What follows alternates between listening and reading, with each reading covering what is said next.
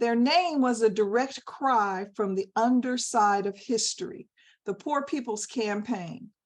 Today, the Poor People's Campaign, a national call for moral revival, has picked up this unfinished work. The campaign rises to demand that the 140 million poor and low-income people in our nation, from every race, creed, color, sexuality, and place, are no longer ignored, dismissed, or pushed to the margins of our political and social agenda. It rises not as left or right, Democrat or Republican, but as a moral fusion movement to build power, build moral activism, build voter participation, and refuse to be silent anymore. This movement rises to change the moral narrative and demand that the interlocking injustices of systemic racism, poverty, ecological devastation, the war economy, militarism, and the distorted moral narrative of religious nationalism all be ended. It rises to challenge the lie of scarcity in the midst of abundance. The campaign rises to lift the voices and faces of poor and low-income Americans and their moral allies with a new vision of love, justice, and truth for America that says poverty can be abolished and change can come. We're very excited to have join with us JaMelle Hill, who lives in Warner Robins, is an inspirational and developmental leader, mother, and American fighting to make America great for all, not just the wealthy few. JaMelle was born in Macon, Georgia, into a family that understands the value of working hard to achieve one's personal goals. From an early age, JaMelle grew up with the moral promise of exceptionalism will not happen overnight and can only become reality when we all raise our collective voice to make change that uplifts everyone, leaving no one behind. Nina and JaMelle, I turn it over to you. Thank you. Thank you all so much. Can you hear me? Can everyone hear me? Okay, great, perfect. My fan won't go off, although I've tried. So it's one of those things, but we're gonna work around it. Always something trying to get in the way, but we are gonna move forward and not one step back. That is our mantra in the Poor People's Campaign: forward together, not one step back. As mentioned, my name is JaMelle Hill, and it is an absolute honor and privilege to be here with you all today, sharing this space. Even in the minutes before the meeting, I was able to learn so much. I was hearing the ladies talk about referendums and stuff, and I'm like, oh, wait a minute. Oh, that like they have knowledge, they have active knowledge. And honestly, that is what the Poor People's Campaign is all about. There are a group of us who have come together and we want to learn, we want to know, we want to share with one another, right? As Ms. Karen mentioned, there are 140 million people who are poor or low income living in the United States. That's over 40% of the population. Now, if you go online and you search poverty, you're not going to see those numbers. But it's because the poverty measure is outdated. It has not been updated. It has not been accounted for inflation. It has not accounted for several different factors. And there are even 3 different ways that the US measures poverty, but none of them have taken into account what it's truly like to work 40 hours a week and still be considered poor. What Bishop Barber likes to talk about is, do you have 400, if an emergency was to occur, does a family have $400? Now, you all know today, you can't get a set of new tires for $400. So if a tire goes out, if God forbid, I mean, it's just a thing that emergencies happen, and you have people who work every day, but still can't afford basic necessities. So we'll say that a tire is a luxury for a car, right? What about when you work, but you can't cover your electric bill? I work at United Way of Central Georgia, and one of the programs that we have is called Emergency Food and Shelter Protection Program, where we offer utility assistance, where we offer food assistance to families. And these aren't families that are just living off of Medicaid. We're talking about people who work 40 hours a week and still can't provide for their families. A lady mentioned the shamelessness of it all. That touched my soul and my spirit when I heard her say that before the meeting. You raise your hand. I don't know who it was, but somebody said it was the shamelessness of it all. And Bishop Barber is very instrumental in telling us that we need to ground ourselves. We need to really be aware of what's going on in the state that we currently live in Georgia, that I love. I moved away. I lived in Washington, D.C. I came back home and I'm like, there's some work that needs to be done here, so I'm going to stay here. But for the grounding, let's talk about Medicaid unwinding. I know it's a touchy subject when you talk about healthcare insurance and healthcare for all and things of that nature. But during the pandemic, 60% of the people who were placed on Medicaid were children. We're talking about children who had to be placed on Medicaid because their parents lost their job. We're talking about children that had to be put on Medicaid because luckily they changed the income limits and now all of a sudden their children qualified for Medicaid as to where before they didn't, right?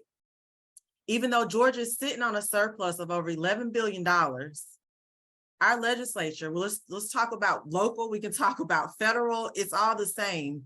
On the federal level, they decided to end the Medicaid extension. On the local level, our legislators decide, okay, well, we'll do continuous enrollment, but it's not going to start until January.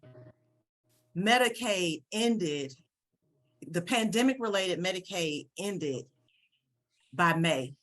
It was either April or May, I apologize, April or May, but they're not going to do the continue. So why would our government make a rule to where there's a gap in coverage? Now, let me bring it all to an end here and tell you about something that I heard just this week, where at my local DFACS department, there were 4 families who were there at 6 o'clock in the morning, all of them trying to be the first one. Every last one of them had a child that had been kicked off of Medicaid. And despite them having all of their documentation, despite them being in contact with their representative, their case was ended because of the overwhelmingness of how it all is being executed. The point is, we can't afford to leave our children behind. We can't afford to leave their parents and their families behind. And all that we ask is that we come together, we reevaluate where we are morally as a nation, and we ask our representatives to support legislation that will lift from the bottom up, help lift these families out of poverty so that a handout isn't needed, help lift these families out of poverty, help lift our nation out of ecological devastation. Let's talk about the mining and the pipes that are being, I mean, there's just so much. And honestly, we need your help. We need your help to spread the word.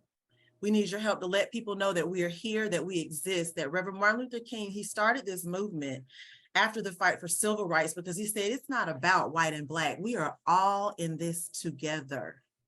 We're all suffering together. And it's only together that we'll come up out of this, right? Again, it's a blessing and an honor to be here with you all today. And I look forward to working more with you in the future. I'll pass it to you, Nina.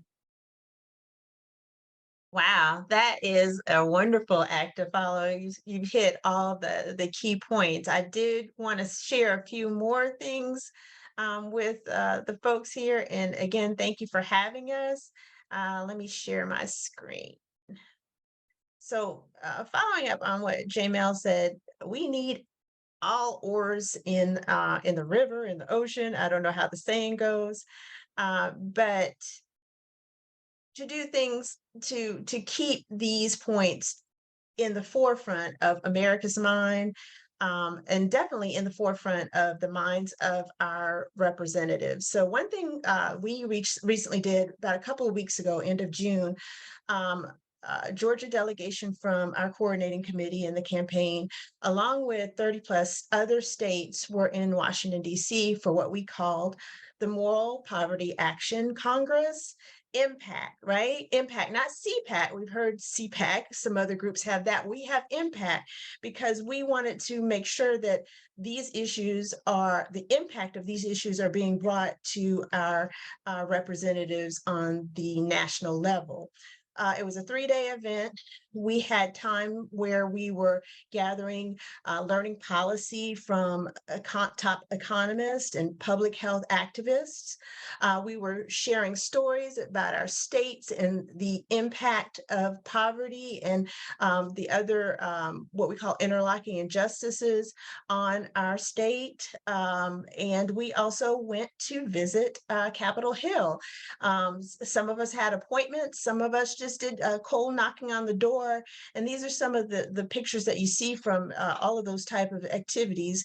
We ended up delivering what we call the 2023 Poor People's Campaign fact sheet, which includes information about how poverty is impacting us.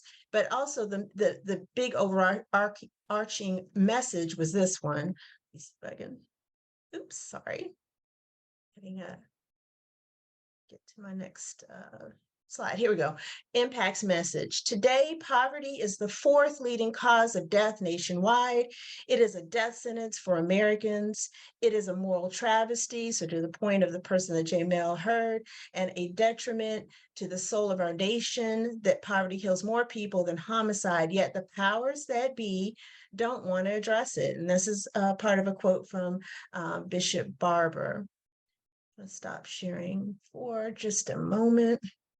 And so another thing that happened when we were there in Congress is that there was a reintroduction of a resolution that actually was introduced by 2 congresspersons, Pramila Jayapal and Barbara Lee, in 2021. It's called the third, it's a kind of a long name, I'm trying to make sure I get it right, Third Reconstruction, the Third Reconstruction, Fully Addressing Poverty and Low Wages from the Bottom Up Resolution. This is basically, you might be asking what that is. It is a resolution that calls for Congress to recognize that the United States federal budget is a moral document that exposes the priorities and values of our nation, and that it's that addressing poverty has not been the top legislative budget priority, but we know that it needs to be, and that we need it so that we can heal the nation to be a priority. So each of these resolutions span over a 2-year period of time. It was first introduced in 2021. We didn't see any Georgia representatives, House representatives, because that's where it was introduced, co-signing on that. It was reintroduced when we were there for Moral Poverty Action Congress on the 21st. And I'm sorry to say, we still don't see co-sponsorship, but it's basically a document that includes 50 recommendations that are key in really impacting some of the policies that we know that our country can afford to take up. So this is just a slide on that, and a couple of a quote from Mother Jones that I thought was pretty good. But the overarching point is poverty is not caused by a lack of values on the part of impacted people. It is caused by policies, and policies could end it. I want to also touch on some of those facts that I mentioned from the fact sheet. And I don't want to read these out. I just want to give you a moment to just kind of reflect on some of these, because a lot of what JaMelle just shared with you are covered in these points. They are broken down into different sections, though I will tell you that. Poverty and low wages. It talks about the social safety nets. One of the things that we did see is that, during the pandemic, our government realized, hey, people need more help to live the way they should live. But now that the pandemic is over, those things are being rolled back, and we're seeing people dip back into poverty. We know all here the story about healthcare and what's going on with the Medicaid unwinding, but in actuality, more people could be or could have been covered by Medicaid if our Georgia state government had elected to take some of the federal funding that other states are taking in order to cover more people. And now we're, looking at covering less people for more money.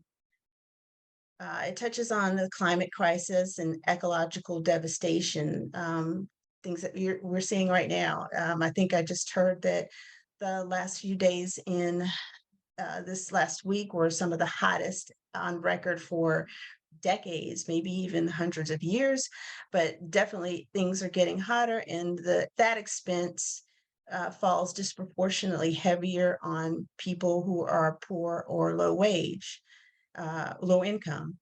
Militarism, it talks about that as well, and how much we spend on Pentagon spending that could be redirected in other areas to uplift people.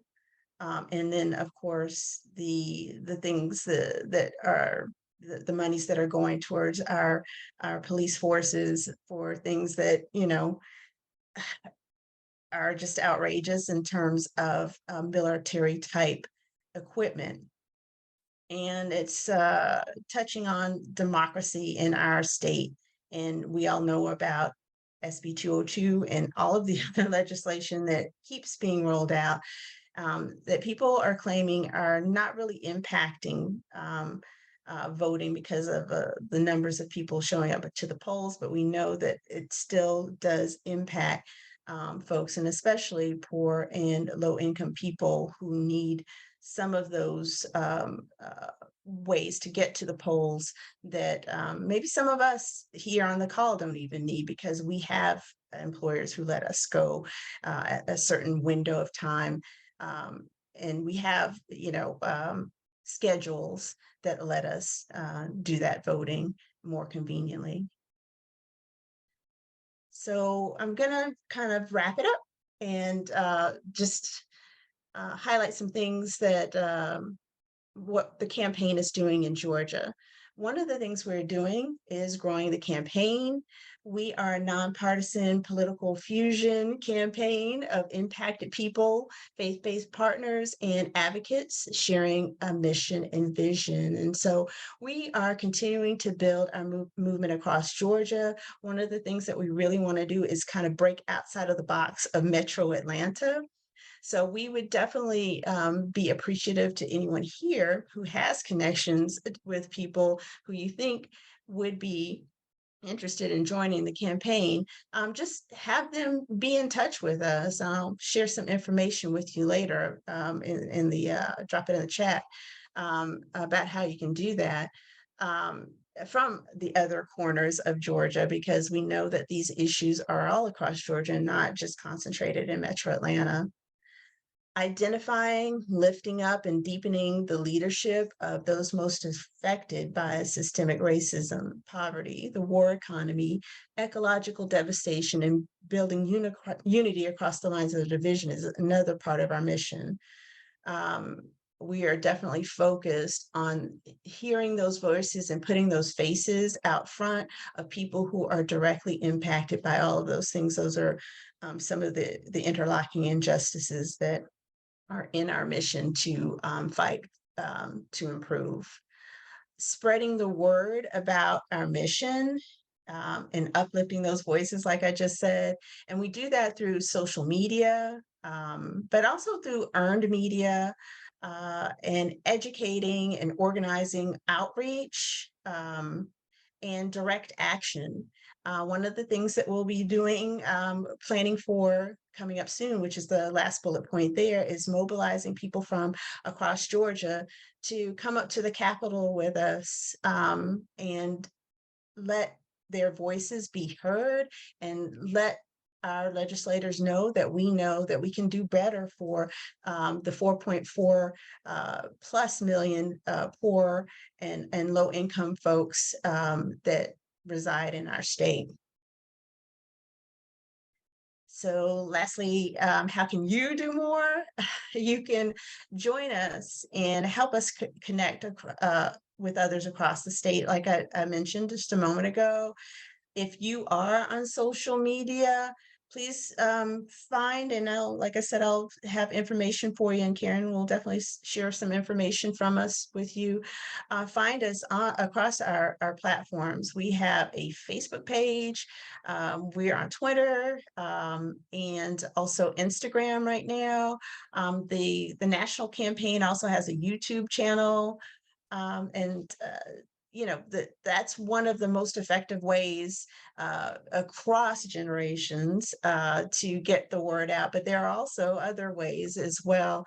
But sharing it with people in your advocacy circles, your social circles and stuff like that, you never know who you might hit, who, you know, that's something in their wheelhouse and they'll click on, like us, follow us. Also, oh, sorry, mobilize with us. So as I mentioned a moment ago, we're on our way to planning an event at the Capitol. It should be towards the end of the year, but we always have different things going on that we're planning, and we always need people who are good mobilizers, good organizers to help us. So we would definitely appreciate any help that you all could give us. And this is a QR code. Again, I'll share it in another way, but that if you scan it, it connects you to all of our different ways of connecting to us, including our email. And you can get some of the resources that I mentioned as well, but I will drop a couple of those in the chat as we are going forward and wrapping up and taking questions. Thank you so much. Nina, can you please go back to the interlocking injustices? Y'all, I love this work with the Poor People's Campaign so much. I didn't even talk about what I was supposed to talk about. Yeah. Yeah. I love it, but it was no, perfect. But what you did was awesome. So I was like, oh, let's keep it moving. Well, let me tell you, it was perfect because when we got to your slides and on there, I saw about SNAP again. Y'all, and just Nina, if you would just kind of go through the slides as I'm talking about it. So there are 5 interlocking injustices. And basically what the Poor People Campaign believes is we have to stop putting Band-Aids and bandages on these pipes, and that we need to look at these entire systems that are working in tandem to keep people in poverty. One of them is systemic racism. And what we know, systemic racism, it's about systems that are in place that keep people in poverty. I myself, I have a master's in public health from Mercer University. My undergraduate degree was from Howard University. But when I graduated, I didn't make more than a young lady that didn't have a college degree and only had went to high school. And it was due to systemic racism. It was due to the good old boy system that no matter how hard I worked, refused to allow me to go forward. I actually want to tie something, you can move forward, Nina, just kind of go through. Systemic poverty. I want to talk about the SNAP benefits. The majority of our elderly population who receive SNAP benefits receive $12 a month, $22 a month. I don't know a person alive that that's going to help. That's maybe one meal, right? Now, tying it together, I work at United Way of Central Georgia. And what I currently know is that in our budget, okay, this is perfect, war, economy, and militarism. The budget that was currently submitted did not have any reduction in militarism spending. There was no reduction in the budget for war. However, guess what they wanted to cut? They wanted to cut funding to programs like Meals on Wheels. I work for, in Bleckley County, in Baldwin County, in Bibb County, there are people, we have people on waiting lists who need that help, because, and then it doesn't just feed them, it feeds their pets. They send food for their cats and their dogs. It's a welfare check. It's bigger than just a shelf stable. For some people, it's the only human interaction that they receive. So all that we're saying as the Poor People's Campaign is, we need to look at these systems. We need to, because if we spend just a little less money here, maybe it can help somebody else there. We need to make some necessary trouble. I love your shirt, Mary Lou. That's all I wanted to say. I just wanted to tie it in because I saw the SNAP benefits. I'm like, oh, the 5 interlocking injustices. It doesn't matter what they care about, what they're passionate about. I guarantee you in some kind of way, it ties into one of these 5 interlocking injustices. And all that we're saying is that we'll get further working together, addressing all of these. Thank you again. And thank you, Nina. Thank you, Karen, for having us. And thank you, I think it's is it BJ? PJ, there you are. Thank you, Ms. PJ, for moderating today. Thank you all. You're quite welcome. Karen, are you going to facilitate the question and answer? I am. Maybe if Okay. we could see everybody, that might make it easier. Thank you, JaMelle and Nina, so much for sharing this very, very important information. So let me see if we could show everybody, maybe I can just take hands if people have questions. I think we have one question here. Beth wanted to know, how do you stay hopeful, and what keeps you hopeful? Hope keeps you alive. They say keep hope alive. But have you, oh, thank you, Jesus. Have you ever met a child that's hopelessness, that experiences hopelessness? A child that just has no ambition, no dream. Can you imagine walking God's green earth in all its majesty? Y'all, I just left Africa. I love America. Do you hear me? I love it here. All I'm saying is, we have people who live in a state of constant despair. That's what keeps me going.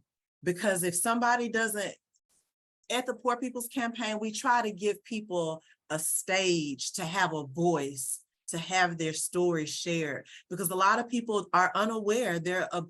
I guarantee you that lovely lady who is sailing, perusing on the yacht right now, she's enjoying her yacht right now.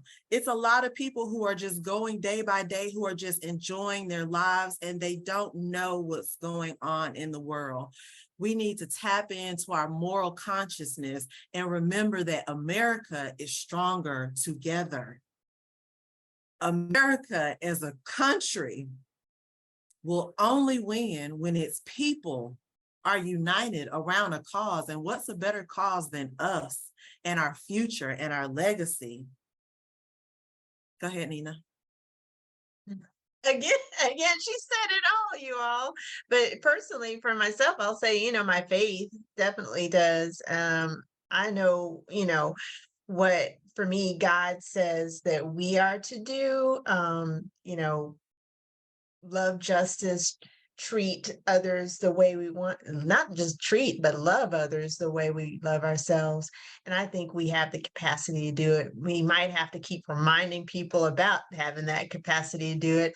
And I know that this is, not a sprint, it's a marathon. And I'm just willing, because I see the pain, out there. So ultimately, God is the one who is my source for hope. And I've seen things happen that,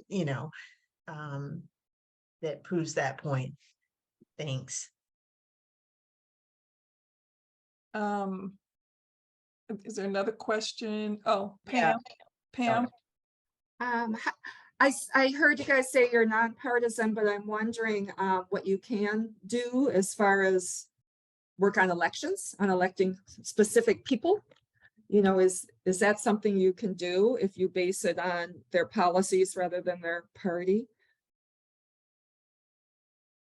We don't talk about, specific candidates, but we do talk about policy. Policy is what drives everything. So we're nonpartisan. We're not going to back a candidate. We don't have candidates come and talk at our forums, and especially when it's about them running for office and that sort of thing. But we do appreciate people talking about the policies that we're trying to push. So we have conversations with political figures. So no, we don't do any campaigning for any politicians, but we do strongly advocate people to get registered to vote and to vote, to understand the issues that are impacting them, and how the candidates are speaking about them is something that we do and can do. Great, because just one thing that this group is going to be involved in is working to elect certain candidates to the Public Service Commission. And that's a huge poor people's issue, because it's your utility bills month after month after month. And Georgia has some of the highest in the country. And there's really big increases planned too. While Georgia Power is, at the top Absolutely. as far as their profit margin for all utilities. So right now the PSC does not look after citizens. It looks after Georgia Power. So, Ms. Pam, I think Absolutely what correct. we try to encourage and let people know is it's going to take policy to actually implement effective change.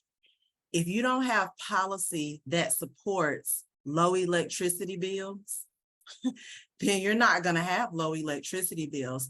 So behind Ms. Nina's head, it says more, right?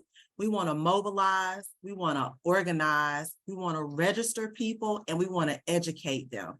To me, that is how it ties back in. And then we let candidates know we can't support you, right?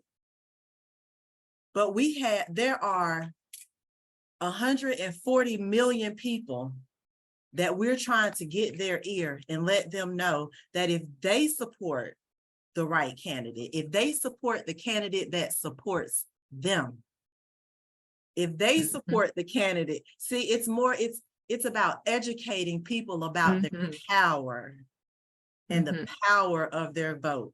I can't change a person's mind, but I can change who sits in that seat. And when 27% of our electorate are poor and low income people, so that can move a needle if you're speaking to policies that will help them live better lives. Robert, you have a question? Yes. So as everybody is aware, this country is divided in powerful ways, and much of the country doesn't even believe that this is an issue. The large proportion of one party believes that we have solved so-called racial issues in this country. Do you have strategies for talking to people who don't even see this as an issue, for trying to reach that segment of the population? Do you specifically reach out to people you know are not sympathetic? And how do you do that? Hey, that's a great question, because that's something I'm always thinking about as well.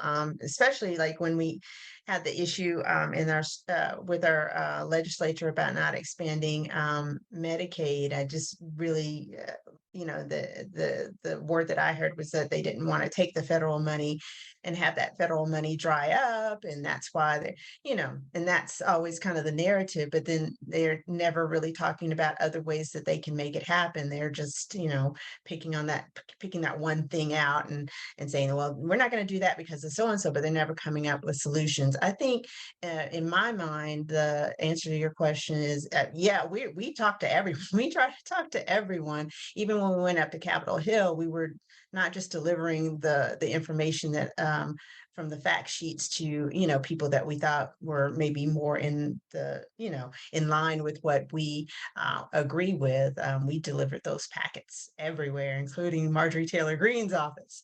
But I think the point that we probably have to do, or what we have to, make sure we do when we open those things up, is just talk about the facts. And that's what the Poor People's Campaign has been really good at doing. Like I said, I dropped that link for the facts sheet in there, and just telling the true facts about what's going on with people trying to live their lives. I mean, you just have to keep saying it, keep talking about it, keep it out front. And I think that's what Martin Luther King Jr. and the other civil rights leaders who brought the first campaign to Washington, D.C. in 1968 were doing, right? When they went up to the mall and they camped out on the mall and created Resurrection City, and they were there for over a month. They were putting the face of poverty in the face of all of America, so they couldn't forget. So we have to just keep repeating those messages. And I know, it just seems daunting sometimes. But as long as we know what the truth is, we still have to keep saying it. I don't think there's probably like a better way to do it. And if you do know, if someone here knows, that's who we also need to join us on the campaign, because we need, every strategy there is. Thank you. PJ, do we have a few more minutes, or can we?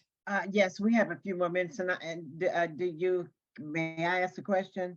Yes, go. Okay, this is kind of in line with what Robert was talking about, but I wonder, as you all go through and you talk to people and talk to our representatives and talk to people in power, does the conversation about pathways to economic stability, we talk about food stamps and we talk about this and we talk about that, but I would need food stamps if I had a livable wage, or if I had a pathway to where I could pay my bills and have something, I have a little something left over.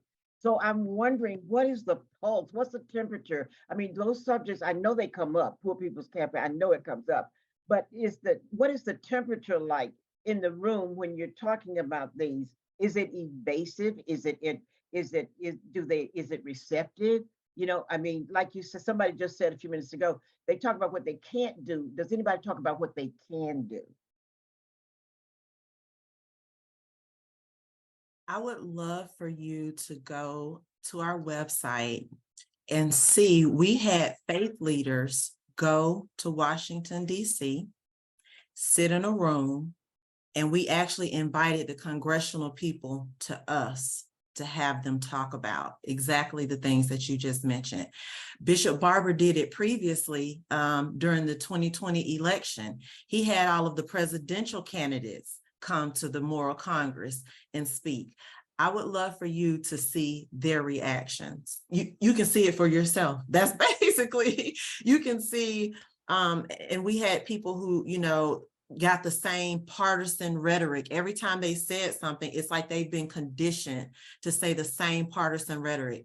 Only the strong survive. Either you're going to give in first or I'm going to give in first. But the difference is we're fighting for our lives. We're fighting for our futures over here. And so we just refuse to be silent. Nina?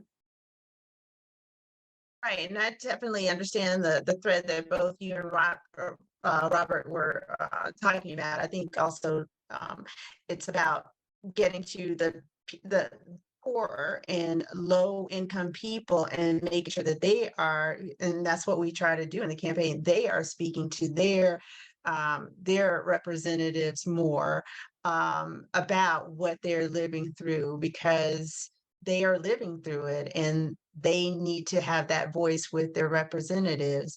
I just remembered something while you were asking that question, when because I was one of the delegates who went to the Moral Poverty Action Congress, and I ended up visiting my representative's office, which is Nakima Williams, and then I went to another one, which is Hank Johnson's office. So they are speaking like they're in the lane of wanting to fix these things. But what I ask them is, well, who are some of the people you are working with across the aisle that, that you can maybe push some of these things towards or talk to? And they said it's very difficult, of course, as you might imagine, because it's, people are so apart, but they did name some people that they've worked with before. And I jotted those down, and those are people that we would be reaching out to and giving this information to if we missed them while we were doing our drop-offs, and asking them, what are you doing about these things? To your point, PJ, what can you do versus what you can't do to resolve issues like this and get people on a sustainable kind of level. So I think, and we so much appreciate Nina and JaMelle coming and speaking with us today. But I think in terms of looking at, some of the comments, particularly in the chat, and what we've discussed today, as Mary Lou says, she's struck by the fact that Georgia representatives are not supporting this policy. And Harl is saying, we're at a point sometimes where we have to continually deal with people who really don't want to hear the facts. And one thing that I was struck with, and also in terms of what we talk about in terms of affordable housing, what I have been struck with, particularly as in preparing for this and looking at the information that's put out in Georgia, I think what the Poor People's Campaign has done is connect a lot of facts and connect how it all interlocks with what we are having to do. I think in terms of what we can do as troublers is, I know that we are a persistent group here who, once we decide we're going to do something, we just keep at it. And I think the point that I've gained is that, this is not just a one-time thing, it's a movement. And the more we talk about it, and the more we give facts, and the more we connect, and the more we let representatives know that we have millions of people in Georgia who we can work together to decide whether they're going to have their job or not, then we'll begin to address some of these problems. But I think having the information right in front of us as we talk to people, as we write letters, as we put things on social media, as we respond, will, just like lies are put out there consistently, we can put the truth out there consistently. And that's something that, we have the power to do. We just have to keep at it. So thank you so much for coming to speak with us today. We really appreciate it. And thank you for all of the information. We can use this in our work, which connects with everything that the Poor People's Campaign is working on. And I'm going to turn Thank this. you. Go Can I ahead. say one quick thing? I forgot to put, and I'm about to put in the chat right now, a link to an interest survey. If you're at all interested, or someone who you think may be interested in joining with us on the work that we are doing, this link is just a little survey that can be filled out so we can be in touch with you. And it also includes how you can get emails from the national campaign and us. So please pass that along. Okay. Thank you so much. And I'm going to turn this back over to PJ. All right. Thank you, Karen. Thank you, Nina. I'm sorry. Thank you. Nina and JaMelle. Okay. We've learned a lot. I know some about the Poor People's Campaign, but now I'm going to be doing more. We're all out here working, trying to do our part. But I think, letters, we've started with one group that I'm working with. We started with letters, and we're writing letters to both Democrats and Republicans regarding the shape, especially since our employment rate for people of color is rising astronomically. I mean, we're just off the charts as far as losing our jobs and losing our income. So that means when we lose our income, there goes our housing, and there goes it affects everything. So we're in the process, and I go to exercise twice a week, and we have about 300 ladies and men, and I'm trying to get them involved in writing letters, at least write a letter. Okay. Again, we thank you so much. And now, coming off of that, the rest of our meeting will be devoted to our announcements, our updates, and the recruitment for Troubler projects. Okay. We've got a little time today, so we can allow for a deeper dive than is possible in most meetings. So at this point, I'm going to ask Pam Wouchette to lead the next portion of our agenda. Pam? Actually, Pam Boucher is not here, Oh, okay. so I'm she sorry, asked me Pam to do Woodley. it. Yeah, Okay. I'm sorry, Pam. She sent me a text. I'm old, okay? No, that's okay. I'm seeing something kind of weird on my screen, but that doesn't really matter. First, I'm going to turn it over to Janet Grant to talk about Fair Districts, Georgia, and the implications of the recent Supreme Court decision. Thanks, Pam. And I am going to share my screen, and I've got a number of slides. I will try to be concise, but we've got some good news, which is not very often in our world here of redistricting in Georgia, and wanted to share that with you. So I'm going to talk about the recent redistricting Supreme Court decisions, what the implications are for Georgia, give you an update in terms of the litigation that's in process right now here in Georgia and what we think is going to be coming, and then talk about kind of what we can do about it. So there were actually, in the myriad of Supreme Court decisions that came out, especially over the last month, there were lots of bad news decisions, but there were 4 very good news decisions in terms of supporting really fair redistricting and democracy as a bottom line here. So I'm going to talk about 2 of those decisions, give you a little detail on those, and then we can talk about the implications of that. The other 2 decisions really are the Supreme Court saying, hey, go look at that decision. So we'll mention those as well, but I'll give you a little bit more detail on the 2 decisions that have the biggest impact. So the first one is a case out of Alabama, Allen versus Milligan. And in this case, you might remember back in early 2022 that almost immediately after those maps were passed in Alabama, there was a voting rights challenge on those maps because Alabama has 7 congressional seats, and since 1992 has had one of those 7 seats as a Black majority district. And when the new maps came out after the 2020 census, even though the Black population had increased and the white population had decreased, they still remained only one Black majority district. So there were several parties, actually there were 3, I think, different lawsuits that ended up being consolidated that sued based on these maps being a racial gerrymander in federal court. So it's an alleged violation of the Voting Rights Act. And district courts immediately agreed on all of these cases. But the state of Alabama appealed to the Supreme Court.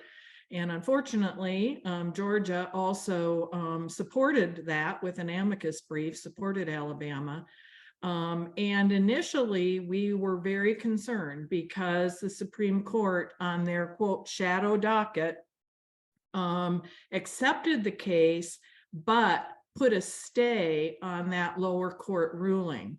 So those old maps, the one with just one Black majority district, actually were maintained then for the 2022 midterm. And lots of folks read into that there potentially could be a real gutting of the Section 2 of the Voting Rights Act coming out of this case.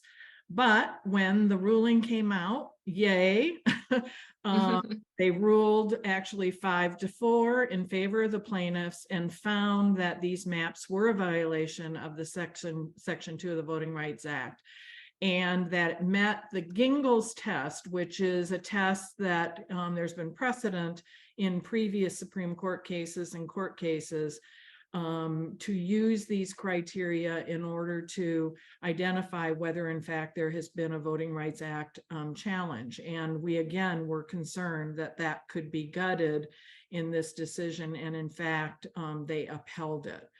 So if you've been following at all, Alabama is going into special session here a little later this month in order to redraw their congressional map. And hopefully we will see at least one more Black majority district in Alabama. The second case that was related to that was in Louisiana. It was a very similar kind of case.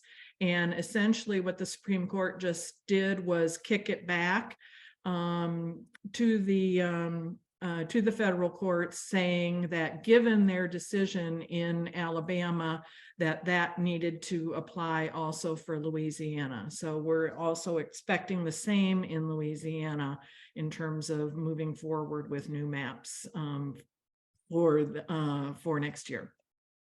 The second case is Moore versus Harper, and you might have heard about this in a broader context, even beyond redistricting. This was out of North Carolina, and in North Carolina, their Supreme Court ruled that their congressional map was a partisan gerrymander, and this was based on the fact that North Carolina, in their constitution, has a free elections clause that has been used over the last couple of last decade, I guess I would say, to show that partisan gerrymandering would be a violation of that. So the court actually kicked it back to the legislature. They sent back another horrible map. And so then the court went and had a special master draw a new map that did get put in place for the 2022 midterms. This was at a state court level versus the federal court. So they made the map a fair map. North Carolina is a 50-50 state. So they had 7 Republican and 7 Democratic seats compared to that initial map that was 10-4. So the GOP leaders appealed to the Supreme Court, saying that state courts shouldn't have any oversight on redistricting, and trying to say that that was in the federal constitution, given that at a federal level, it says that state legislatures are responsible not just for redistricting, but for implementing federal elections.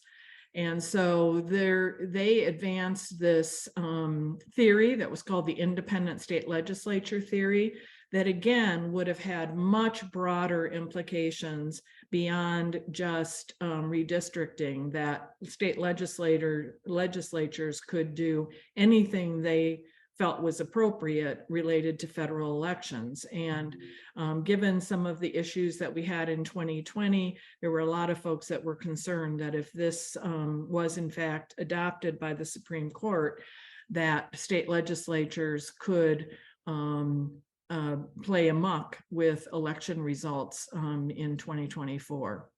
So again, we were very pleased to see that the Supreme Court ruled, this time 6-3 against the GOP plaintiffs, and struck down this independent state legislature theory and said that in fact state courts do have oversight of redistricting in their states.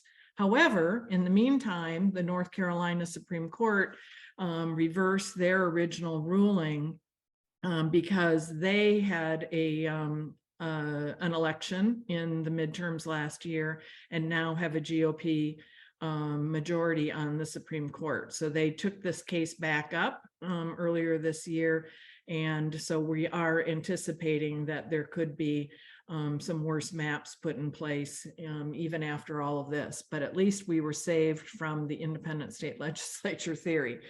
And then again, the Supreme Court took a case out of Ohio, Huffman versus Neiman, and remanded that back to the Ohio Supreme Court because again, the GOP legislature in Ohio was trying to advance the same argument of the independent state legislature theory. So some good news coming out of the Supreme Court for redistricting. So again, in summary, Section 2 of the Voting Rights Act has been upheld. Very good news given this climate that we're in. The Gingell's test criteria was upheld. We think that there is obviously positive implications for Georgia related to that. I have heard some concerns from some commentators that Alabama and Louisiana had a stronger case because they only had one majority Black district, whereas Georgia has 2. But remember that that's down from 4 prior to the latest maps. So again, we think that there's a good case to be made here in Georgia. Again, independent state legislature theory has been struck down, which means that the state courts still retain legislative oversight for not just redistricting, but federal elections, and governors retain veto power. I mean, this, if that had been put in place, governors wouldn't have even been able to veto crazy stuff coming out of legislatures. Unfortunately, Georgia doesn't have a free and fair elections clause in our Constitution, so our ability to really pursue these issues at a state court level is limited, and it's much more at a federal level. So to remind you, we have 5 cases pending in terms of litigation related to the 2020 maps. 3 of those cases had a hearing early in 2022, Judge Jones presiding, and after that hearing, he came out with a multiple, I want to say it was like 150-page ruling. I've forgotten the number now. But in essence, he said that the cases were likely to succeed on the merits, which of course made everyone feel great, until he then also said that given the fact that the Supreme Court had put a stay on Alabama, that he felt that it was too close to the election to mandate new maps for the midterms last year. But as soon as the ruling came down on Allen versus Milligan out of Alabama, he ordered briefs on all these cases and has set a trial date for September the 5th. So we are very hopeful that coming out of that, we may have a court order for redraw of at least the congressional seats and potentially also the state house and the state senate seats. A reminder, the most significant gerrymander in the congressional seats last time was the carve up of 6 and 7. From what were both relatively competitive districts to be one leaning very strong Republican and one leaning very strong Democrat, but also make note of the minority representation. So we went from CD6 being 42% minority down to 33%. And packing them into CD7 going from 59 to 67. So this makes a very strong case for the racial gerrymandering that's being alleged here. Just a couple other things to mention. There are still lawsuits related to a couple of the maps up in Cobb County. Both the school board, and that's an ongoing case, and then the county commission. This just had a hearing on Friday, the first hearing, and essentially at that hearing they are just talking really about whether they're standing for the Republican county commissioner and a couple of residents that have brought this case, saying that the county commission didn't have the right to be able to implement their own maps. And then we're all waiting on this PSC. I know Pam is definitely waiting on that. I went ahead when I updated the slide, I put quotes around imminent because we thought that given that there was a hearing back in December on the PSC issue, that we would have a decision by now, and we still do not. So again, we think that there's a very strong case to be made for issues related to the maps themselves being gerrymandered, in addition to the core issue, which the court is really ruling on, which is having those elections be statewide versus district specific. And then at a federal level, just to let you know that there continues to be a lot of litigation related to the 2020 maps. You can see both at a congressional level and legislative level, and you know, an increasing number of states where map redraws have had to be implemented. So Okay. again, to also remind you what's at stake here. The 2020 maps in the midterms in 2022, they, designed unfortunately just as we expected and as they were designed. And we had a net gain of 1 Republican seat on the congressional side, only 1 Democratic state Senate seat and 2 state House seats. This was even lower than what we had anticipated it to be. We have 0 congressional competitive districts, only 1 state House competitive, and 4 state House competitive districts. I mean, this is just not democracy in action. Okay, So, Janet, yeah. I am so sorry, dear. You've given us so much to unpack, but you're out of time. Okay.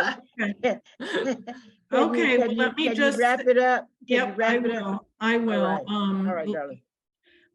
Hopefully these slides will be available to you and you can see all of the actions we'd love for you to take. We would love to have you help us get pledges from legislators about fair redistricting.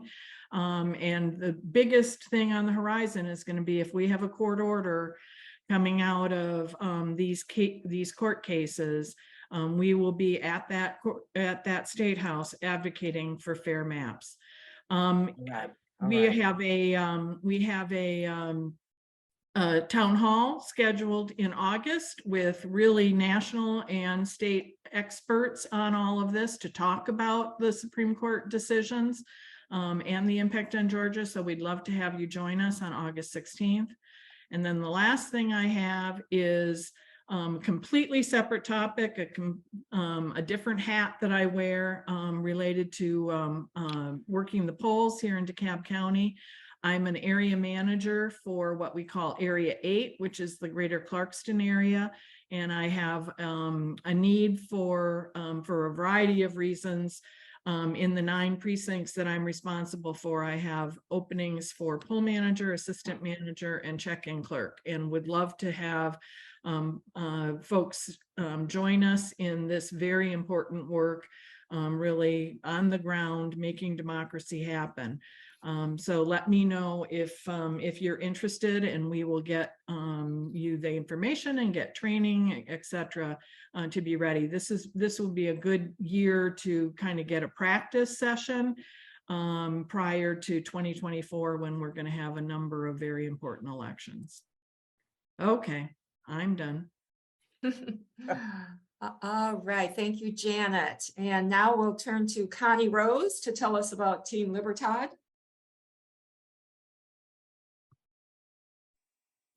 Hi, I don't have slides for you folks. I'm just going to talk to you today about Team Libertad and also what's happening with the undocumented immigrants in the country today.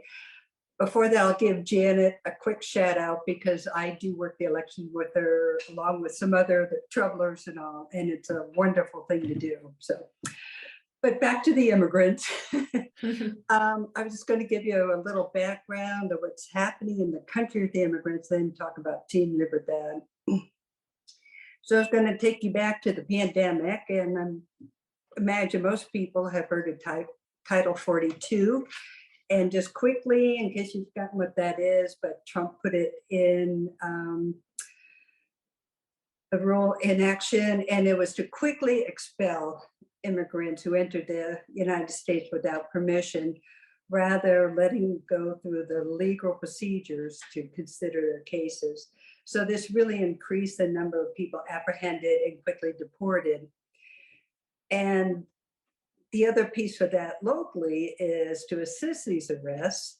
There was, well, is a law 287G, which allows sheriffs in various counties to deputize their police department to act as ICE agents. So these people are wearing 2 hats. They're not only policemen, but they're ICE agents, which just compounds a problem for everybody, because that makes anybody who is not documented obviously fearful of police departments. So that undocumented are victims of crime or witness crime, whatever, they're not going to report it because they will end up being deported themselves. And so it used to be that both Gwinnett and Cobb County had opted into this. And I know 3 years ago-ish or whatever, the sheriff of Gwinnett County was up for re-election. And so there were protests and stinks and information about this and all. So he did not win re-election. And I really don't know what's going on in Cobb County. But now back to that North Carolina, like Janet was talking about, I don't know what that state, but they are trying to push that all the police have to assist ICE nowadays. So they're trying to pass that law, unfortunately, for the whole state. But so moving forward, they knew that Title 42 would probably go away because as we declare the pandemic is over. In January is when Biden toughened the policy for 4 countries, Venezuela, Cuba, Haiti, and Nicaragua, and said essentially only those who have a good claim of political oppression could apply for asylum here. And realistically, a lot of these people came here for job opportunities. And so this will deny anybody from those countries the ability to even apply for asylum, even if they were fleeing violence or persecution or whatever. It just eliminates them, unfortunately. And so the law now says that up to 30,000 people from those 4 countries possibly could have a chance to legally come to the United States for a month, but they have to have a sponsor. They have to have a plane ticket. They have to download an app to apply on. So they have to have a smartphone or a computer. They're gonna have to do a background check, et cetera. So that really eliminates, obviously, a lot of people, and people without means are just eliminated with that completely. And also part of this ruling is that, you know, somebody from those countries show up the border without this permission, then they're totally considered eligible to get into this program. And if they cross the border on their own, then they are targeted for removal to Mexico.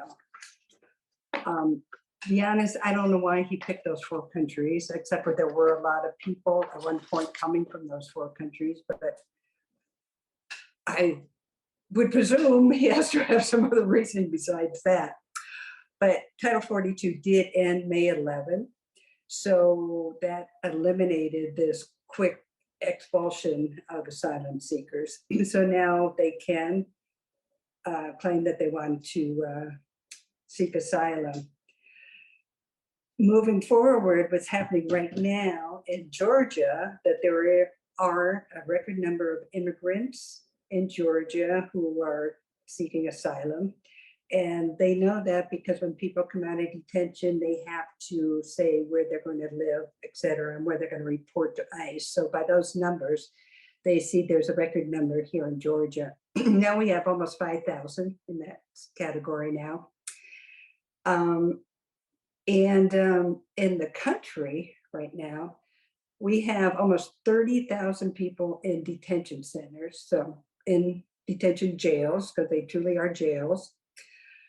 And more locally in Georgia, Stewart is the main detention center. And there's about almost 1,200 people there, stuck there trying to, waiting to be hopefully released.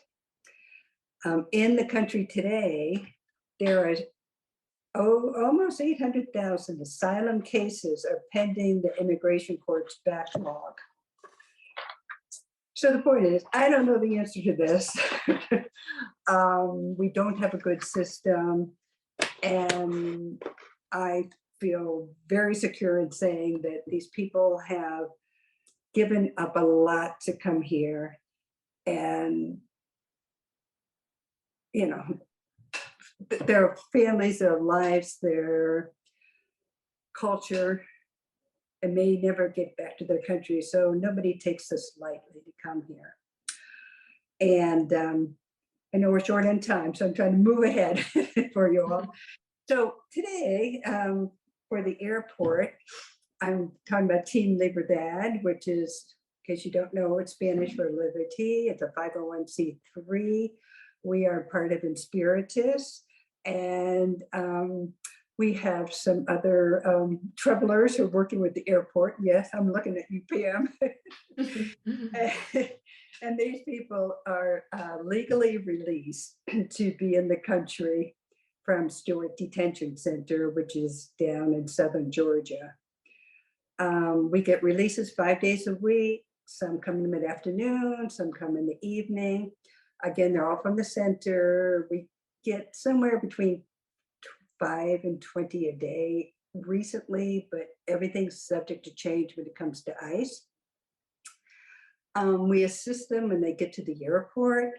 Some people have reservations, some need help getting reservations, some need hospitality because they may not have a flight for a day or two. Some are going to travel by Greyhound. So we just help coordinate all that for them. Also, when they get to the airport, we give them food. Some people have phones, but they don't have a cord or a plug, so they need to plug in their phone so that they can actually find a way to contact that person in the country who's buying their ticket. But if they can't use the phone, they can't contact. We have clothing, shoe, et cetera, et cetera. And every day we do have a lead coordinator. So we do have somebody who's knowledgeable, so nobody's stuck there on their own to figure out what to do to help them. And we need help. I mean, I say this every time, we still do. You don't need to speak another language. You don't have to commit for any certain length of time. Even if you're thinking like, maybe I'd go once to see what it's like. Great, come once, we'll welcome you. You don't have, we have an orientation type of thing, but you don't have to do that. I'm gonna put my contacts in the chat. So if you just say, you know, Connie, it's Tuesday afternoon, I can come Wednesday for a couple hours. How do I make it happen? I'll make it happen for you. And again, even if you don't know anything about the airport, sometimes doing tasks help me tremendously. You can hand out the pizza, you can help people sign on Wi-Fi. We have tubs of clothes. If somebody's got an awful shirt on, you can say, come here, let's look at, find you a better looking shirt, and you can get them that. You can tell them where the bathrooms are, you know.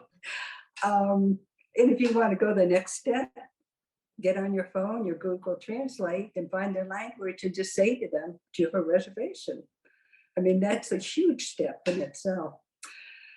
So everybody's welcome. And you will find this very rewarding and very, very humbling.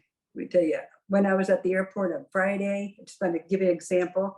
We had 2 people from China, 1 from Senegal, and 4 Hispanics. So we had Chinese to deal with, Wolof. And I'll tell you, there's no translators for Wolof, so that was interesting. And the Spanish speakers.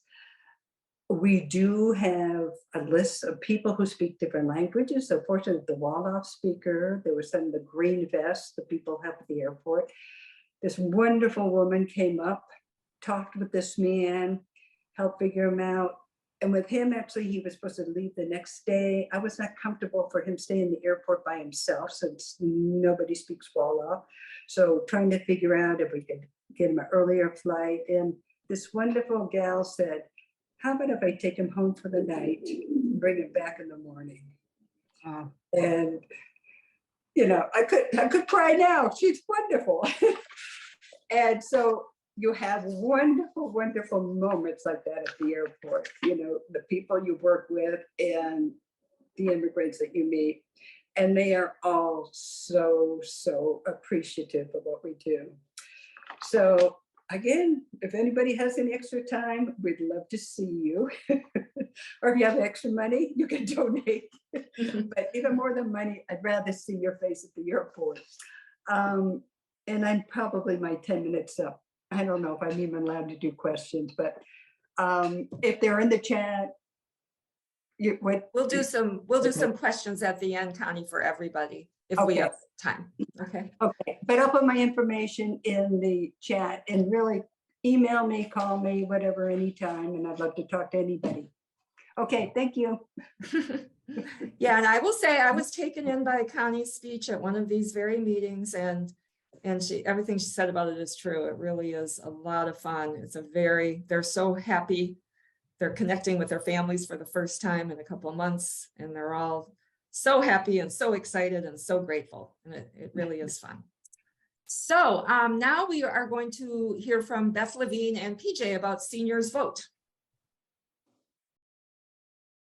Thanks, Pam. And I think Mary Lou is going to put some few slides on. We don't have a lot, right, PJ? But we have a few. So I'm going to work with Mary Lou to There. tell her when to forward the slides. Let's see. Moving down the slide deck.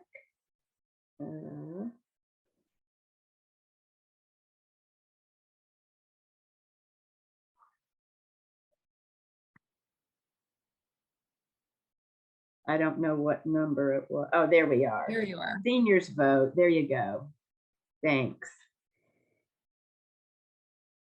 And gonna get that into presentation mode, I presume.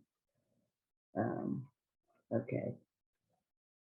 There, thank you, Mary Lou. So yes, so that's the name of the project that PJ and I are working on, with many of you assisting us, and it's been growing and growing. So the beginning of June, we had our first training event. We had about 8 folks there, mostly focused on Gwinnett and some DeKalb. And I have to tell you, I saw this slide on the left and I said to my girlfriend, who is that in the green jacket? I didn't even recognize myself. So that's what happens when you're involved in focusing on others. That I recognized PJ. We had a really great time. We had a good turnout. Pam was there supporting us. And I think the Gwinnett team, there's Harlow and Jane Crane in there as well. Leslie High, that's the Gwinnett team, are getting ready to go. I didn't get a chance to talk with Harlow, who's been on the road a lot, but I know he's been looking into his task to find the places that they'll be presenting. And I know that PJ told me she's got about 4 different locations that she's working on getting set up for the DeKalb team. Let's see, for the Fulton team, which was our commitment when PJ and I started this, that we want to try and do the 3 counties. Marianne Adams is leading that team. She is out of town today, and she was, I don't remember whether there's health issues or what the conflict was for the training you see on the slide here, but we've rescheduled her training, and it's going to be July 25th. It's going to be somewhere in downtown Atlanta, and the Fulton team will be there, and I think someone else from DeKalb is going to be there. I'm blocking on your name, our 3rd trainer. And yes, there's everybody with their certificates who attended, and there will be some at the Fulton training as well. If you wanted to go, that's going to be a smaller venue, so our space might not be as large as it was here at the library. So please email me. We can maybe put my email in the chat if you think you want to attend on July 25th for that training of Seniors Vote. And then we should be hitting the ground. We had thought we'd start sooner, but as Pam so well knows, as we've already heard today, the PSC elections keep moving down and down the calendar. So without them bearing down on us, we've kind of shifted so that we'll be closer to the November election for most of the trainings. So PJ, was there some, yeah, there's an example of the beautiful certificates that PJ made for folks. Was there anything else you wanted to add, PJ? Yeah, I'm looking at, it's a bit, the hiccups that I'm having now is trying to coordinate all the dates of all the trainers and the centers. And it looks like that July the 31st will be our first one. Now I've got 4 hooks in the water. So whoever takes the bait first will be our first one. But I'm looking at July the 31st for our first actual, training for Wow. the centers, the senior centers. That was the first I heard of it, so that's great news. We heard it here. Thanks. So unless there's questions, I think that's all from Seniors Vote. She said questions at the end. Oh, Yeah. sorry. Okay, That's right. thank you, Okay. Beth. And now we'll turn to Martha Laird to talk about voter protection. Yes, well, here's one more opportunity to put something else on your already full plate. This is regarding voter protection, and the actual name of the project is the County Survey Project, very short and simple this time. Those of you who have worked on talking with boards of elections in the past, especially the last elections, just know that this time it's much, much simpler. We have a project lead whose name is Kim Allen, who works out of Texas, and who worked here in the 2022 election, and is very familiar with voter protection, very familiar with technology, and she's the one that's orchestrating all of this. And we now have 15 troublers and another 10, mostly people from Inman Park who are on this project. So there's 25 of us. But as you know, there are 159 counties in Georgia. So when you divide that up, there's still, when you do 25 into 159, there's still plenty of room for a couple of other volunteers. The task, well, let's see, the goal first is that the DPG has this is one of its 3 priorities right now, which is to get Democrats in every Board of Election seat that they can get in across the state. Because boards of elections, as we all know, are really important and have become more and more important over the last 2 or 3 years. A lot of weight and decision-making is on their shoulders. So the idea is that we would get the Democrats in every single seat that is possible to get into in the boards of elections. Many boards have a 2-2-1 policy, which is 2 Democrats, 2 Republicans, and 1 at large. But some of those we haven't filled that we could with Democrats. So we want to get those filled. The way we're doing that is your job, if you should decide to join us, is to do some research first to find out who is on the boards now, when are their seats up, and then what's the process by which that county is filling those seats and the deadlines involved.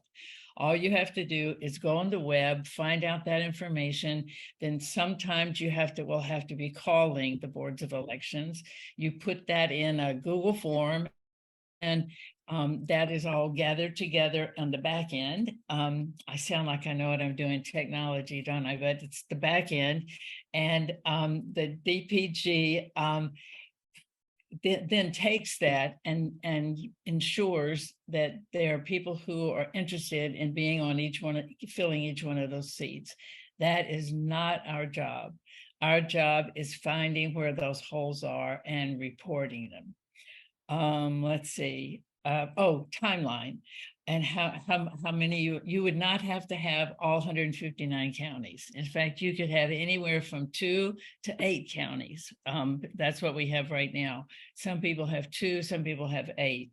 And we have until the end of August to complete this task. So it's not breathing down our neck like some it has in the past. This group might be called on to do something in the future, but right now this is all we have. And you'll notice that this is for November 23 and November 24. So they are starting to think ahead. That's all really good news. I'll put my email and Leslie's in the chat. Contact one of us directly if you're interested or even just have questions, and then or put your name with County Survey Project in the chat, and we'll get to you. Everybody who's up, you are. You don't need to tell me again. So we'll go get it going. Okay, I think I'm done. I am done for right now. Great, thank you, Martha. And Pat, looks like you and I are up about elections, or you and me. No, you and I. Pat? Yeah, Pam, we are. There you are. So the first good news from State Representative Imani Barnes, remember she had worked on legislation to provide free school lunches for all Georgia public school students. And the governor, I mean, a legislation from a Democrat is not going anywhere, but all the good work she did had evidently convinced some Republicans to put that into the state budget. And then right at the last minute, Governor Kemp used his line item veto to remove that $3 million from the budget.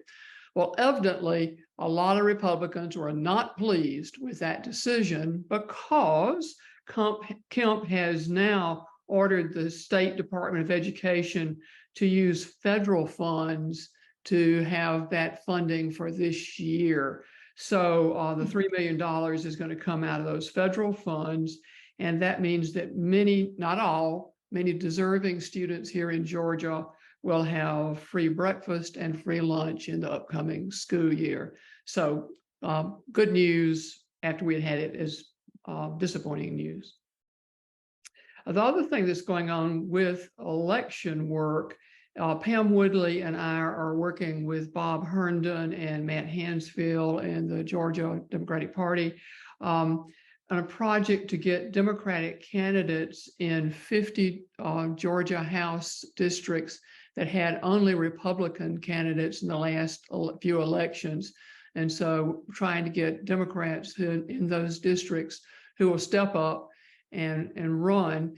They may not have a chance to win, but they can have huge influence, especially in increasing up ballot voting in those areas where people who come to vote for them will also then vote for senator and governor and other things. So we're working on 50 House districts, and it has the project is divided up into two bits.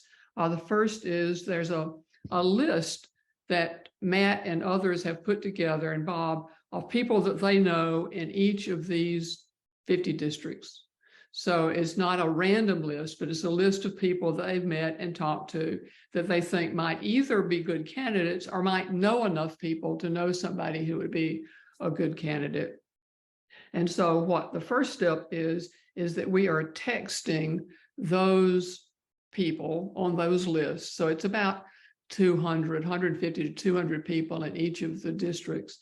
We're texting those people and letting them know what's going on and asking them if they would consider running. And then after that text, our texting group then hands off the information to Pam's telephone callers, who would then follow up on any nibble that we got to talk to the people in person. So what we need is more people to help with the texting. This is not like any of the texting any of us have ever done by the big campaigns. This is not where you go in and you get online and there's a program that you use and you just tap your finger and a zillion times to send out the text. This is actually where you would have telephone numbers from people we know, telephone numbers, and then send the people a text based on a script we would give you. So it's a little bit more work, but it's also a smaller group where there's possibility of having more influence. So what I'm looking for is a few people who would help us with the texting. So if you have some time to do texting in the next few weeks, please put your name in chat with text and I'll get back to you. Pam. Yeah, in my part of the group, I have a small group of callers that we will take the positive responses that Pat's group got from the texts, which has only been 1 or 0 to 2 people really per district. So it's not a big volume, but we call them up and try and figure out what they're all about and if they would be a good candidate. And again, we don't, we tell them we don't expect you to win. Miracles aside, you're not going to win, but we tell them, what are all the benefits of having Democrats on the ballot and how great it would be if they had, some open houses so Democrats start meeting each other and feel less alone and start building some community in these areas. So, and then I just wanted to report we're almost back on time. We've gained back all but 5 minutes. So, one success story about just reaching out to people and reminding them about an election is, and plus we did a little urban-rural partnership that was successful. So it's pretty cool. There's a guy named Jim something in Screven County, which is a little tiny county, 14,000 people population north of Statesboro. And he leads a indivisible group there. And so I met him through the Georgia Indivisible Coalition. And he let us know about a special election in his county for county commissioners where the Democrat had won in November by 7 votes. But there were some issues with some little portion of the ballots and his Republican opponent sued and the election was redone in last month. So there were only like 300 people that were in our universe to contact because you had to have voted in November to vote in this new election. So the Democratic Party, ran all those people through their program, identified the likely Democrats. It's about 300 people. And we and Bruce Johnston's group and I'm not sure who else. I think, some of Martha Shockey's group and Betsy Shacklefoot's group, we all worked together to call everyone that had a phone number, every one of those 300 people, and they all got 2 postcards. And our guy won, the Democrat won. We preserved that seat in this small county, but every seat's important. So it's super exciting. And he won, whereas he won by 7 votes. In November, it was something more like 70 or 80 in this most recent election. So very exciting. Just shows what you can do. And now we will hear from Karen Davenport about DeKalb Dems and then Jane Seward about the Environmental Committee. So Karen Davenport. Thank you, Pam. Mary Lou, can you show the slides? Just a sec. I gotta find them. Okay. So, wait. Oh, it's a Google. I'm gonna get it from your. Sorry, I'm going from PowerPoint to Google. I'm sorry. I could have just shared. I'm sorry. No, it's okay. So while Mary Lou is pulling those up, I did want to say, as we are making all these connections and talking to people, just as particularly in the rural areas, I think some of the data that we share with the Poor People's Campaign is good information to share with people who are running because, anyway, I went to a state Democratic Party meeting and we're talking with the rural council and, just sometimes getting that information out that, these are the issues and these are the people that are fighting for you to have housing. I was taken aback when I was speaking with someone in a rural county and they were like, well, our biggest issue is we don't have entrances for our kids to go to school if they have wheelchairs, which, you know, is a federal law. So it's sort of like talking to people when they're doing something. If they're sharing the information that we have, it can sometimes help people who are voting against their own interests to see how this person can actually help them, instead of voting for a person who has an R by their name, or, you know, somebody who's not really about it. Thank you, Mary Lou. So I just want to quickly go through what our focus is right now with the DeKalb Dems. We are getting ready. Well, we are focusing right now and getting out the vote for the municipal elections. I know some people don't even know we're having municipal elections. So, you know, our whole goal as a party is to help people understand that it's important to vote in every election. Next slide, Mary Lou.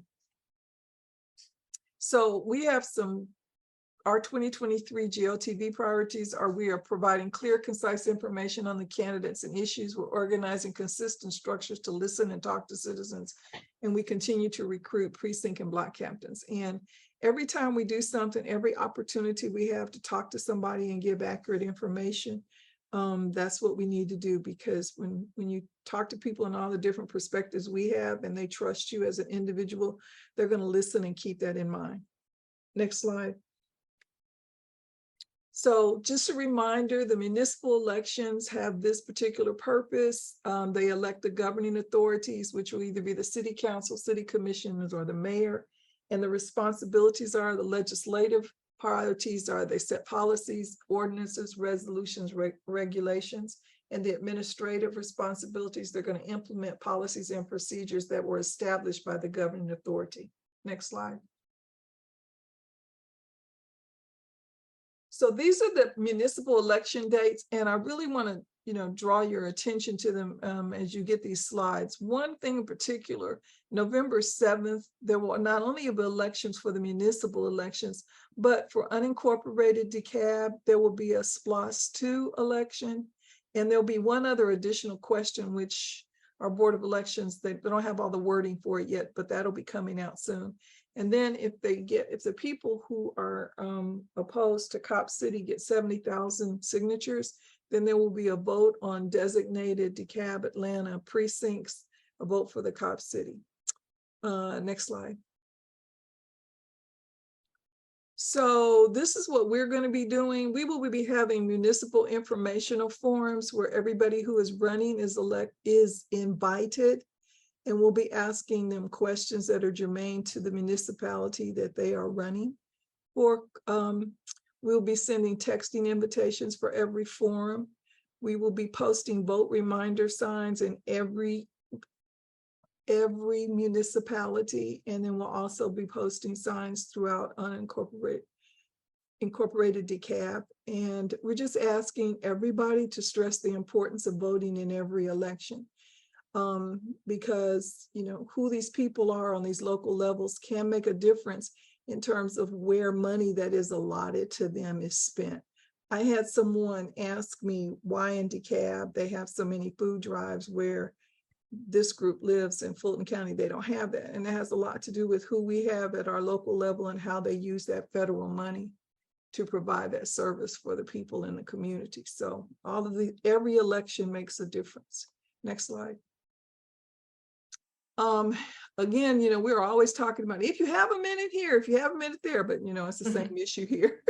If you have the ability, we are really looking for some tech volunteers. When I say tech, people to help us operate the PowerPoints and things when we have the forums. We're looking for people who could help us with the texting, volunteers, as well as people who can pull the group together and help us text. I do have one person who said they would help distribute. Lou did such a great job with putting out signs for Imani that he said he would help put out some of these signs throughout the county. But of course, you know, that's a big effort. And again, getting information out through letters and social media that these things are coming up, that would be great. Next slide. I think that's the last one. Oh, here. These are the candidate forums and the dates that they will be taking place. And so, if you can help in any of those areas, that would be great. Next slide. This is who we currently have. As you can see here, for needs that we have, we really need people to help us with the operation of the Zoom and to help us with the whole Tech 1 and Tech 2, which if you go into the next slide, it'll outline what those responsibilities are. And we need a couple of moderators. In terms of Tech 1, we just need someone to monitor the Facebook feed and put links in the chat. In Tech 2, monitor Twitter feed and refer questions to the moderator. So as you get a copy of these slides and you can help on any of those dates, then please, as the information is here in terms of tech sign up, if you sign up on one of the websites to help in this effort, then we will get more people to pay attention during the municipal elections and more people to participate on an ongoing effort. I think that's it, Mary Lou. Is that the last one? Don't use what you like, question. Again, that's just the information of where we need volunteers for the municipal election candidate forums. Okay, that's it, I think. Thank you. All right, Jane Seward. Okay, I'm updating today on our environmental working group. I don't have slides, I'll just be talking. Our group our members, we have 11 members, are actively engaged in our two main areas of work, which are protecting Okefenokee and the Public Service Commission. They also follow other environmental issues such as the DeKalb Green New Deal and efforts to clean up the South River and preserve South River forests. So I'll be updating these three topics today. As we've talked about before, the Okefenokee Refuge is being threatened by a request to mine titanium along Trail Ridge. The two main avenues for the protection effort work are the permit for the pilot mining project and legislative approaches to prevent future mining along Trail Ridge, such as House Bill 71. On the permit front, we haven't progressed since the last meeting. Georgia EPD is still reviewing the over 100,000 comments concerning the mining proposal. So one action item and an action alert will go out later in the week with all these items. You don't need to write anything down. You can urge the governor to support EPD to not grant the mining permit. Another angle is designating the swamp as a UNESCO World Heritage Site, which was introduced as a resolution in Congress by the US House Rep Buddy Carter from Brunswick and Savannah. This is so you could contact your US representative to support this resolution. This has been ongoing for a while and probably, isn't a high priority for success, but it's worth trying every angle. Finally, there's work on House Bill 71. Necessary Trouble has joined the Georgia Water Coalition, which is a group of over 100 water and environmental organizations. And members of our environmental group will be working with the Water Coalition's Okefenokee Committee to assist with plans to get House Bill 71 passed in the next legislative session. As you may remember, that bill was introduced this year by Darlene Taylor from Thomasville and was assigned to the House Natural Resources and Environment Committee, which is chaired by Lynn Smith from Noonan. She's notorious for for stalling environmental projects in the legislature, and so no committee hearing was held on that bill this year. It is alive for next year, though. So Necessary Trouble members who know anyone in the Noonan area who could put pressure on Lynn Smith to allow the bill out of committee for a vote would be great. There are currently 94 House members who've signed on to this bill, so there's enough for it to pass immediately if it was voted on. And that includes 27 of the 101 GOP House members. So a major thrust of the work now will be to get more GOP reps to sign on to the bill. Most of the Democrats have signed on. So stay tuned for action items related to that work. Public Service Commission, as you know, I think Nasiri Trouble has supported two candidates, Sheila Edwards and Patty Durand, who hope to run for PSC District Seats 2 and 3. Elections, as you heard from Janet Grant and others, elections were due to be held last year, but are delayed pending the final court decision on whether they'll be done by district or using the current statewide at-large method. We are waiting on the 11th Circuit Court of Appeals decision on that, and we hoped that that would come down by now, but possibly by the end of the month. There is renewed hope, again, as Janet said, that the recent Milligan versus Allen versus Milligan decision in Alabama will put pressure on the 11th Circuit to rule in favor of the plaintiffs. A win for the plaintiffs would require the state to revise the districts. So the plaintiffs requested permission to revise the districts and include a majority black district in Atlanta. So that would have to occur if they win. And so you'd have to have a special legislative session to get the elections on the ballot for this year. So stay tuned about that. We'll update people. I'm the primary contact on the PSC work in our work group, and Pam Woodley is the point of contact for the elections. So on to DeKalb Green New Deal and South River Forest. The Green New Deal was launched several months ago by Commissioner Ted Terry. I attended their July monthly meeting yesterday. It's a community level meeting. Topics covered during the meeting were environmental concerns related to the planned police training facility, or COP City, in South DeKalb, how to spend county funds from SPLOST, and composting in the county. Regarding COP City, a volunteer lawyer spoke about the work underway to get a referendum for Atlanta voters on the ballot in November that would offer residents a chance to repeal the land lease ordinance that allows the facility to be built in South DeKalb. Irrespective of how you feel about the need for a new police training center in Atlanta, the site chosen for this facility in South DeKalb presents severe environmental challenges for the area and is also an environmental justice issue. The South River and its surrounding green space is South Atlanta and South DeKalb County's most valuable natural resource. And decades of contamination, pollution, and disinvestment in these communities have resulted in profound inequity for these residents, 3/4 of whom are Black, and who suffer disproportionately with health disparities like asthma and other things.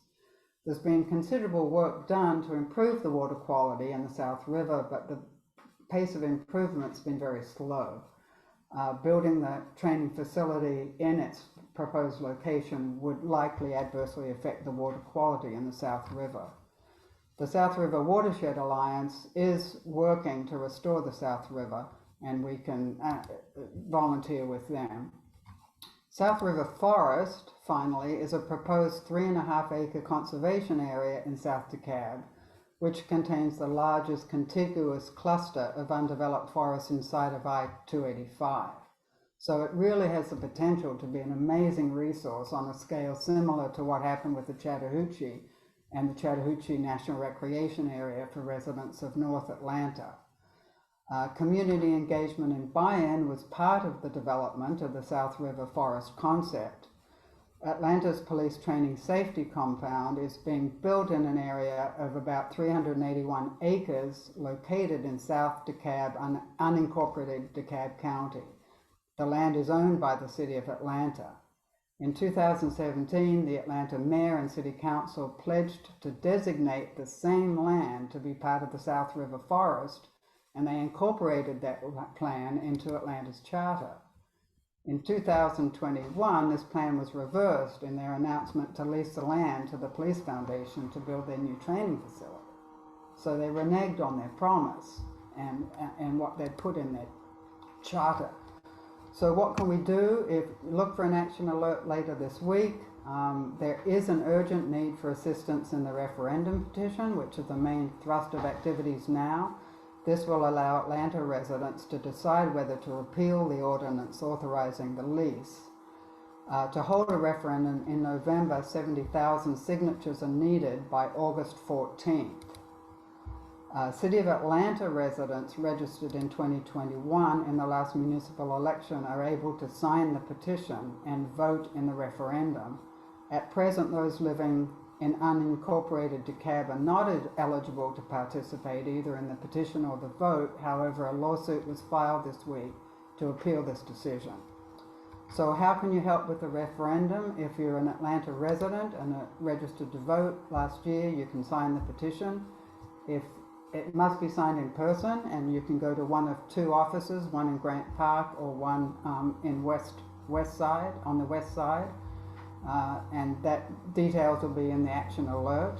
If you're not an Atlanta resident, you can still work as a canvasser with Atlanta residents or a shift lead, an office volunteer, or you can donate money. So we'll send information out in an action alert later in the week about how to volunteer for this kind of work. Laura Kearns is our point of contact on this issue, and she's available to help with questions if you have any on this. Thanks a lot. Thank you, Jane. We've had so many great reports. I don't think we have time for Q&A, but you can always contact the speakers directly. If you don't have their email, I'm sure Pat will send it to you if you have a question for them. And I am going to turn it back to PJ. All right, Pam. I want to give a special thanks to every speaker that spoke. Janet Grant and Connie Rose and James Seward and Beth Levine and Martha Laird and Pat Bird and Pam Woodley. Okay. I want to thank everyone for their reports. You all made me real nervous today. I didn't think we were going to make it, but we're close. We're going to go a few minutes over. So if you all can just hang on for the finale. At this time, I'm going to ask Michelle Truxillo to unmute herself. And if she would give us our closing song. Michelle. All right, PJ, I'll do this short.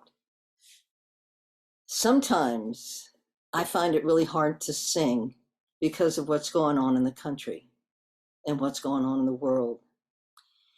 And when that happens, I try to remind myself that singing is a form of resistance. And this song I'm going to sing, it's by Holly Near, and it's about, y'all probably know it, a lot of you do, it's about an Appalachian woman's resistance and her fighting for justice and for her dreams, just like we're doing in here. And may I and we resist with the resolve that this woman exhibits. So this is the Mountain Song by Holly Near. If I can find the note. I have dreamed on this mountain since first I was my mother's daughter, and you can't just take my dreams away without me watching. You may drive a big machine, but I was born a great big woman, and you can't just take my dreams away without me fighting. This old mountain raised my many daughters. Some died young, some are still living. But if you came here for to take this mountain, we didn't come here to give it. I have dreamed on this mountain since first I was my mother's daughter, and you can't just take my dreams away without me watching. No, you can't just take my dreams away without me fighting. No, you can't just take my dreams away. Yeah. All right, all right, all right. Everybody, give her a big hand. Yeah. Beautiful, just beautiful, Michelle. Very, very, very good. Okay. And Thank I you. agree. You can't take my stuff without my permission. Okay. I'm going to be watching it. That's Okay. So without further ado, one last pitch that everybody heard every report. And if they need, if you want to volunteer, it's not too late. Before we end, please put your name and your interest in the chat. And at this point, we're going to close the meeting. Our next meeting will be August